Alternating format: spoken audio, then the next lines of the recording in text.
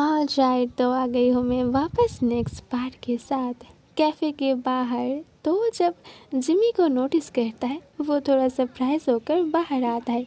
ते उसे स्टॉप करता है क्योंकि वो नहीं चाहता वो दोनों फिर से एक दूसरे से मिले। लेकिन तो बाहर आता है और जिमी से डायरेक्टली कहता है कि कैफ़े बंद हो चुका है तो आप जा सकते हो। जिमी सैड फेस करके उसे कहता है, इतने दिनों के बाद हम एक दूसरे से मिल रहे हैं और तुम मुझे ऐसे वेलकम कर रहे हो। तब तक फा वहाँ पर आ जाता है। वो ते को उन दोनों के बीच इंटरफेयर मत होने के लिए कहता है। वो बस देखना चाहता है क्या तो सच में स्ट्रांग बन गया है। इधर तो जिमी से कहता है, तो मैं आपको कैसे वेलकम करूँ।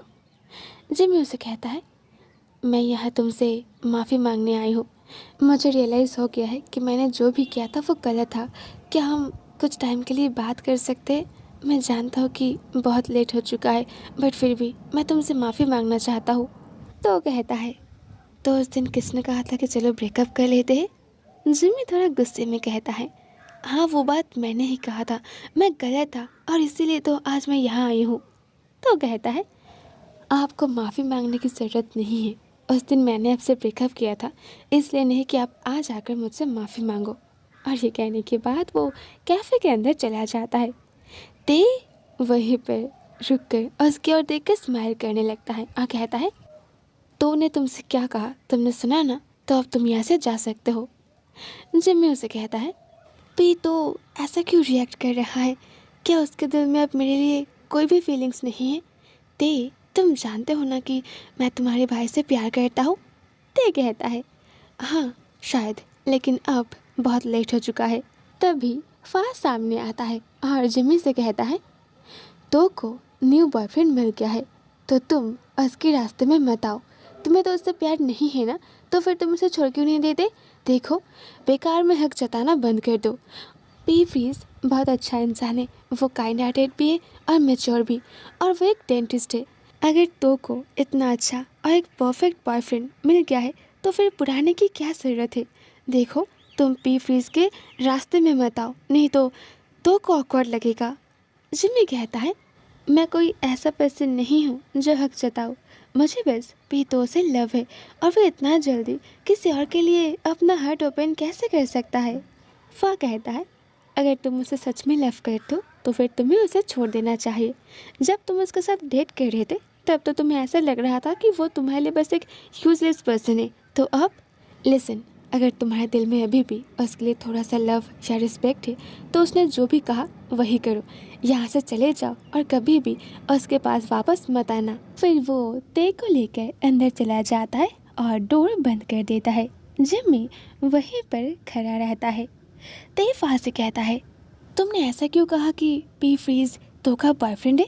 फा कहता है, इसलिए ताकि जिम्मी तो का पीछा करना छोड़ दे, क्योंकि अब मैं तो के साथ कोई भी गलत नहीं होने दूंगा। जिम्मी को भी इस बात का रियलाइज़ होना चाहिए कि उसने तो के साथ जो कुछ भी किया वो गलत था। और अब तुम ना मुझसे अच्छे से बात करो अगर तुम जिम्मी नहीं बनना चाहते तो। कहता है, ओके मैं समझ गया। उस दिन से जिम्मी और भी टूट जाता है। वो एवरी डे ड्रिंक करता है जब तक कि वो बहुत ड्रंक ना हो जाए। फा का वो बात उसे बहुत परेशान करता है कि अब तो को एक न्यू बॉयफ्रेंड मिल गया है। वो एवरी नाइट तो के घर के पास आकर रुक जाता है। वो कार से बाहर नहीं आता है और वहीं पर बैठ के वो उसके घर की ओर देखने लगता है और ये सोचता है कि शायद एक बार तो उसके पास आएगा और उससे बात करेगा, लेकिन कभी भी ऐसा नहीं होता है। इधर ते उसकी हालत देखकर उसे थोड़ा बुरा लगता है। जिम्मी चाहे कितना भी बैड पर्सन क्यों ना हो, आफ्टर ऑल वो उसका फ्रेंड है। तो एक दिन ते ही उसके पास जाता है और कहता है कि अगर तुम चाहो तो अंदर आकर रेस्ट कर सकते हो। और तब वो नोटिस करता है कि जिम्मी की हालत बहुत ख़राब है, तो वो उसे धीरे धीरे अंदर लेकर आता है और सोफे पर रेस्ट करने के लिए कहता है और उसे उसी वक्त नींद आ जाता है। मिडनाइट पर जब उसकी आंखें खोलता है वो नोटिस करता है कि ये उसका घर नहीं है और तब उसे सब कुछ याद आता है और साथ ही साथ उसे रियलाइज़ भी होता है कि जो ब्लैंकेट उसके ऊपर है वो पीतो का है। वो जल्दी से उसे स्मेल करने लगता है और उसे थोड़ा रिलीफ फील होता है। नेक्स्ट मॉर्निंग ते उसके पास आता है और उससे पूछता है कि क्या उसकी तबीयत ठीक है, क्या वो कैंपस जा सकता है। जिमी की हालत ठीक नहीं था तो वो कहता है कि नहीं, मैं नहीं जा सकता, मैं कुछ टाइम तक यही रेस्ट करना चाहता हूँ।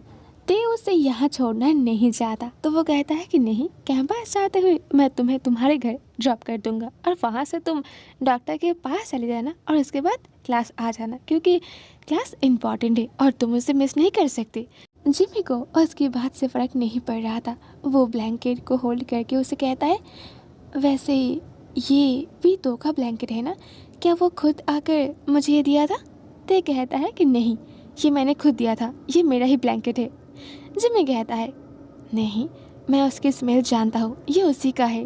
ते उसे कहता है कम ऑन, क्या तुम कोई डॉगी हो जो स्मेल करके सब कुछ जान लेते हो?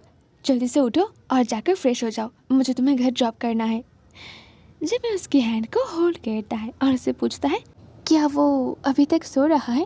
ते कहता है नहीं, वो बहुत जल्दी उठकर कैफ़े चला गया है। जिमी कहता है मुझसे झूठ मत कहो, हाँ मैं जानता हूँ वो सो रहा है, मैं उसकी जागने तक वेट करूँगा। ते उसे कहता है यार तुम जिद मत करो, अब तुम दोनों के बीच कुछ नहीं हो सकता, समझे? जिमी कहता है नहीं, कोई तो रास्ता होगा, क्या वो मुझे एक चांस नहीं देगा सब कुछ ठीक करने का? जानता हूँ कि मैंने बहुत गलत किया है, पर मैं सब कुछ ठीक करना चाहता हूँ। प्लीज़ तुम भी तो उसे कहो कि मुझसे ब्रेकअप ना करे, मैं उसे अपनी लाइफ में वापस लाने के लिए कुछ भी कर सकता हूँ। ऑलराइट, लौटूंगी बहुत जल्द नेक्स्ट पार्ट के साथ। सी यू सून, टाटा।